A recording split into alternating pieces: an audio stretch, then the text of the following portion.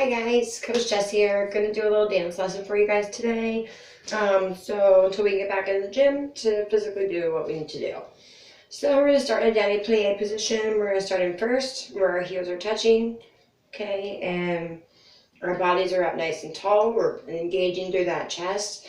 And we're standing up tall with our arms on our hips or our arms to the side, whichever you prefer. From this motion, you're going to do 10 demi-plies. Down and back up.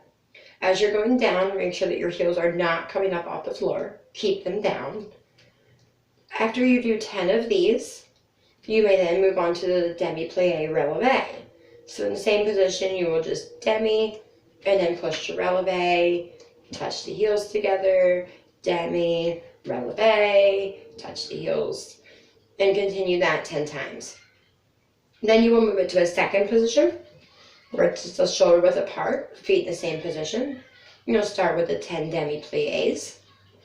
And then you will do demi up to releve, back down, demi up to releve, back down.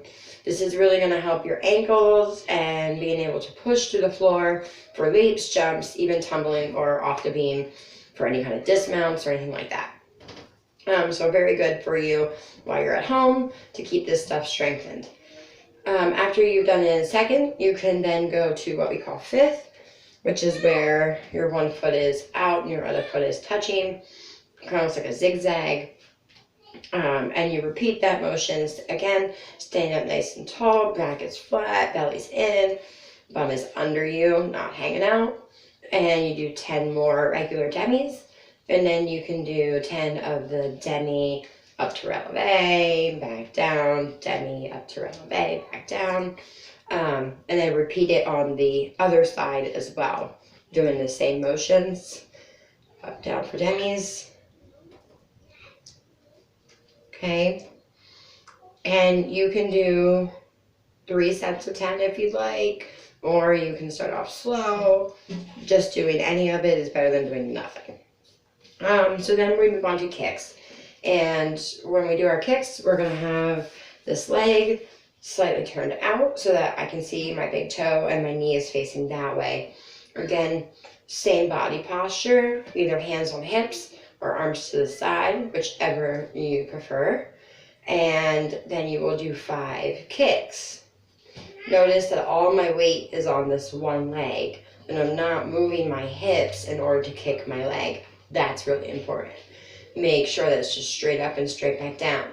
After 5 kicks, hold it in the air for 5 seconds and bring it back down. And you can do 2 sets of those, so that way it equals 10. And the same thing, then you would just repeat it on the other side.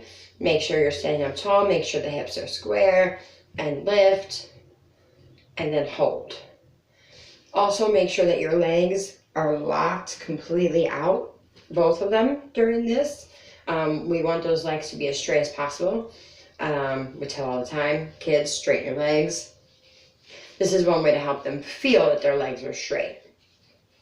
After you're done to the front, you can then move off to the side. Again, foot is facing forward or a little bit out. This kneecap is towards the ceiling, and we do 5 lifts. Notice how I'm not leaning. Okay, you're standing up tall. 5, and then hold for 5. And back down. Repeating that on the other side, same way.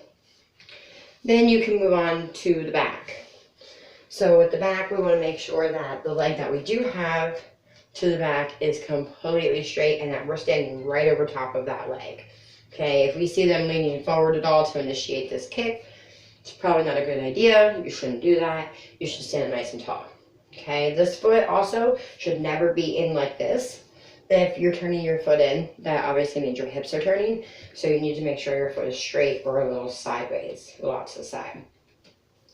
And then during this, again, hands either on your hips or out to the side. If they have a wall that they can prop themselves up with so they can't drop their chest, that's great.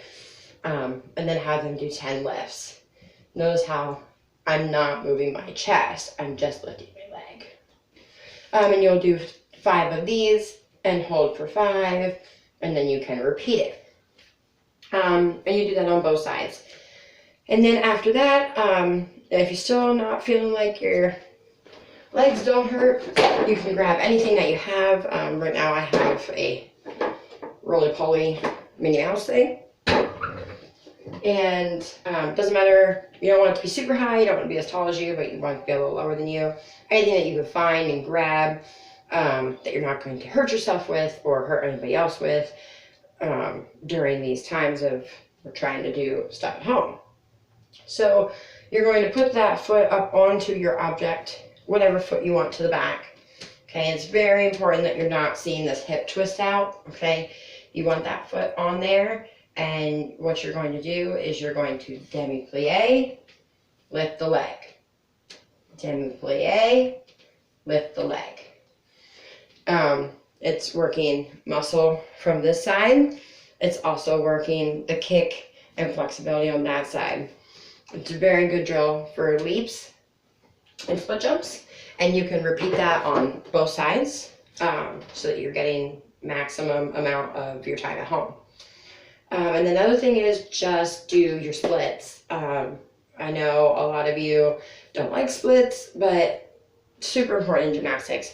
And when you're doing your splits, you also want to make sure that when you're sitting in them, you're not actually just sitting like this, okay? Or you're not just having your hips turned out. You want to make sure that the hips are right underneath your body, the back knee is under, and you're sitting up as tall as you possibly can.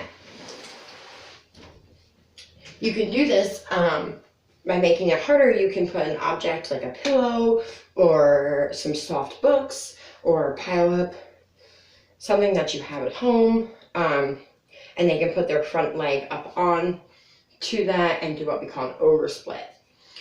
They could do like 30 seconds on, 30 seconds on the floor, 30 seconds on the block, 30 seconds on the floor. They can do a minute each. Whatever you can do to help keep these hips stay flexible during this time of not being in the gym. Thanks, that's all I have for today. Bye guys.